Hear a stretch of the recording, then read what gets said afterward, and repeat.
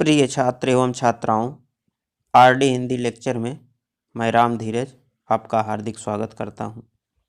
आइए आज हम लोग राम नरेश त्रिपाठी की कविता स्वदेश प्रेम के शेष पदों का अध्ययन करते हैं।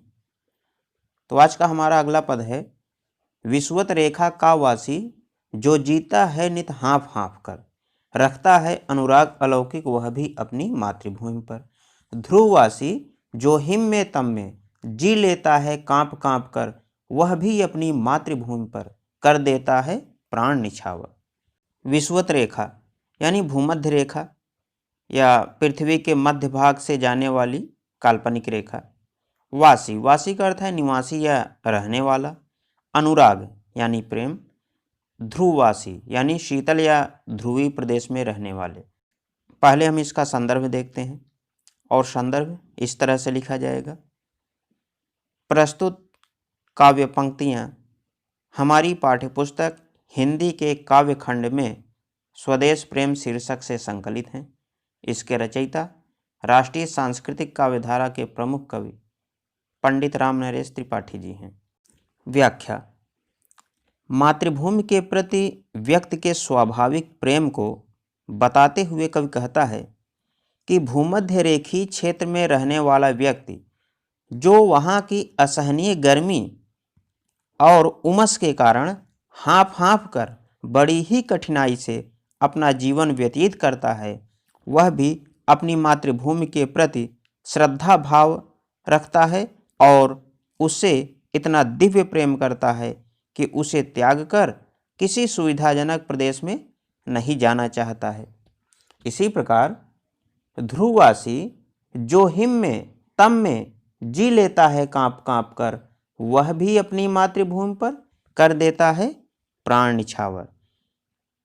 लेखक के कहने का तात्पर्य है कि इसी प्रकार पृथ्वी के ध्रुवीय क्षेत्र में जहाँ हर समय बर्फ जमी रहती है तथा अंधकार छाया रहता है, वहाँ के निवासी भी अपनी मातृभूमि में भयंकर ठंड के कारण कांप कांप कर जीना पसंद करते हैं, किंतु उसे त्याग कर अन्यत्र नहीं जाना चाहते हैं। उन्हें अपनी मातृभूमि से इतना प्रेम होता है कि उसके लिए अपना प्राणोत्सर्ग करने के लिए भी सदैव तत्पर रहते हैं। काव्य सौंदर्य। प्रस्तुत पद्यांश में कवि ने इस भाव को व्यक्त किया है कि अपनी जन्मभूमि स्वर्ग से भी महान होती है। जैसा कि कालिदास ने भी कहा है, जननी जन्मभूमिश्च स्वर्गादपि गरीयसी, अर्थात जन्म देने वाली मातृभूमि स्वर्ग से भी बढ़कर होती है। कवि ने दृष्टांतों के द्वारा यह स्पष्ट किया है कि दुर्गम प्रदेशों में रहने वाले लोग भी अपनी मातृभूमि को छोड़कर सुविधाजनक स्थानों पर नहीं जाना चाहते हैं। भाषा साहित्यिक खड़ी बोली हिंदी है। रस वीर रस है। गुण ओज गुण है।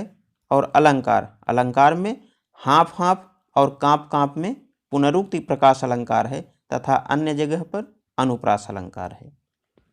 आइए अगला पद देखते हैं। तुम तो हे प्रिय बंधु स्वर्ग सी, सुखद सकल विभवों की आकर, धरा शिरोमणि मातृभूमि में धन्य हुए हो जीवन पाकर। तुम जिसका जल अन्न ग्रहण कर, बड़े हुए लेकर जिसकी रज, तन रहते कैसे तज दोगे उसको हे वीरों के वंशज। सकल, सकल का अर्थ है संपूर्ण। विभव, विभव का अर्थ है वैभव या ऐश्वर्य। आकर, आकर कहते हैं खान को। धरा शिरोमणि यानी पृथ्वी का शिरमौर या पृथ्वी में सबसे अच्छी। और रज, रज का अर्थ होता है धूल। प्रस्तुत पद में कविराम नरेश त्रिपाठी ने भारत माता को विश्व में सर्वोपरि मानते हुए देश प्रेम की प्रेरणा दी है। वे कहते हैं कि कोई विषुवत रेखा का वासी हो या ध्रुववासी हो, वह भी अपनी मातृभूमि से अलौकिक प्रेम करता है। फिर हे बंधु, तुमने तो स्वर्ग के समान सुखदायी तथा सभी प्रकार के वैभवों से परिपूर्ण भारत भूमि में जन्म लिया है। तुम तो हे प्रिय बंधु स्वर्ग सी, सुखद सकल विभवों की आकर, धरा शिरोमणि मातृभूमि में धन्य हुए हो जीवन पाकर। तुम पृथ्वी पर सर्वश्रेष्ठ भारत भूमि में जन्म लेकर धन्य हो गए हो। तुम्हारे समान भाग्यशाली विश्व के अन्य देशों के लोग नहीं हैं।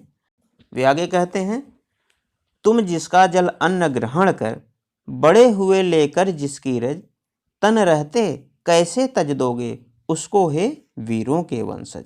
कवि कहते हैं कि तुम जिस भारत माता की धूल में खेलकर बड़े हुए हो तथा जिसका अन्न एवं जल ग्रहण करके तुम्हारा शरीर बना है, हे वीरों के वंशज, भला यह कैसे हो सकता है कि इस शरीर के रहते तुम अपनी मातृभूमि को त्याग दो। काव्य सौंदर्य।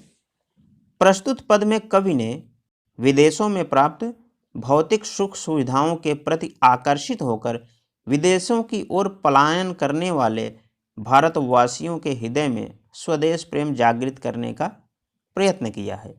भाषा खड़ी बोली साहित्यिक हिंदी है। रस वीर रस है। अलंकार, अलंकार में उपमा एवं अनुप्रास अलंकार है तथा गुण में ओज गुण है। भाव साम्य। कवि रामनरेश त्रिपाठी ने इसी तरह के भाव अपनी एक अन्य कविता में भी व्यक्त किए हैं।